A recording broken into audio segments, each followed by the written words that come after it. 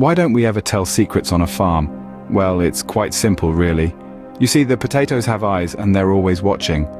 The corn, well, they have ears, so they're always listening. And don't even get me started on the beans. They're notorious for their stalking tendencies. It's a tough world out there in the fields, folks. Now that we've cracked a laugh, let's dive into the world of politics, where the real comedy happens. You know, Joe Biden reminds me of my grandpa. Not because they're both old, but because they both forget what they're saying halfway through a sentence. Speaking of forgetting, Joe Biden is like the human version of a forgot your password prompt. Every time he speaks, you're left wondering, what was he trying to say again? I swear, if Biden's speeches were a password, they'd be rejected for lack of consistency. And let's talk about his age. Now, I'm not ageist, but Biden is so old. He probably remembers when the Dead Sea was just feeling a bit unwell. He's so old, he probably had a pet dinosaur as a kid.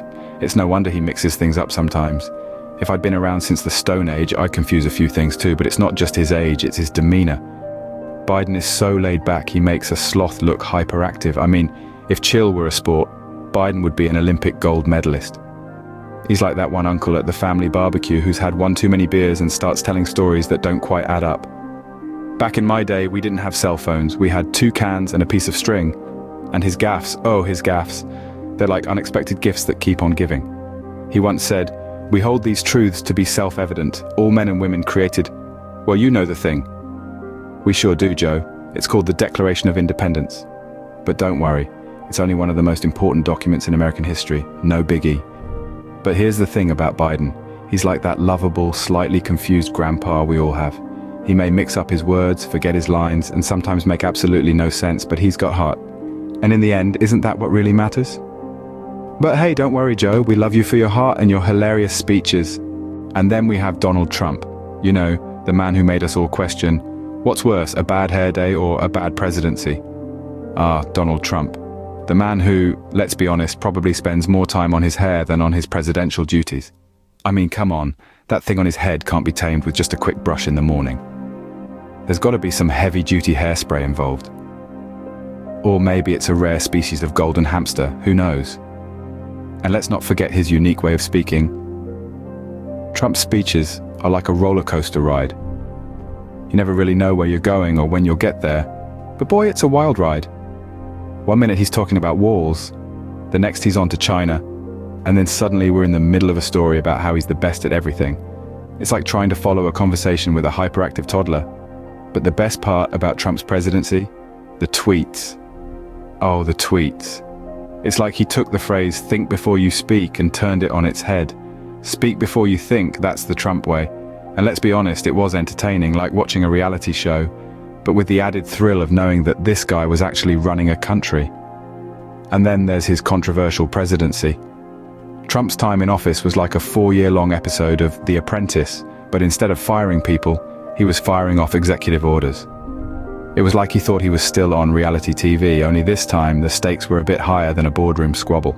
But let's not forget, Trump did give us one good thing, a wealth of comedy material. I mean, who needs sitcoms when you've got a president who provides a daily dose of hilarity? But don't be too hard on yourself, Donald. After all, you did make Twitter a lot more entertaining. Can you imagine a debate between Biden and Trump? It would be like watching 2 grandpas argue over who has the best lawn. Picture this, folks. They're both on stage. Biden's got his aviators on indoors because why not?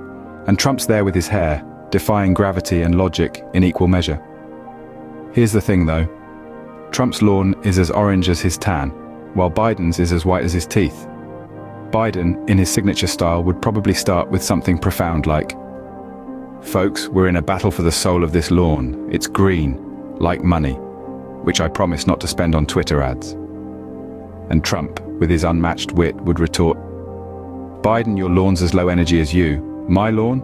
It's huge. It's the best. It's the greenest. Everyone says so." Then Biden might stumble upon his words. "Look, here's the deal. No, wait, the lawn. No, the deal. Oh, you get the point." Trump, seizing the opportunity, would interject, "See, he can't even remember his lines. Sad." But then Biden, ever the comeback king, would retort, "At least I don't need to write mine on my hand, Donald." Amidst all the chuckles, they'd continue this back and forth, each one upping the other in this grand battle of bloopers. And as the debate ends, we'd be left wondering, whose lawn really is the best? I'd pay to see that debate, wouldn't you? Now, let's take a trip down memory lane and revisit some of the funniest moments we've had today. Who could forget when we joked about Biden's love for ice cream, claiming he's probably got a secret stash in the Oval Office? Or when we hypothesized Trump's Twitter drafts being akin to a goldmine of unfiltered comedy? We had a chuckle imagining Biden's confusion over Zoom, thinking he's on a FaceTime call with his grandkids. And we certainly couldn't hold our laughter when we pictured Trump's fascination with walls, as if he's in a lifelong feud with open spaces. Then there was the Battle of Bloopers, where we compared Biden's gaffes to Trump's tweets. It was like choosing between a comedy of errors and a sitcom of the absurd. Ah, what a humorous journey it's been, to find laughter in the quirkiest corners of politics. And remember, folks, in the world of politics, if you don't laugh, you'll cry. So we might as well keep laughing.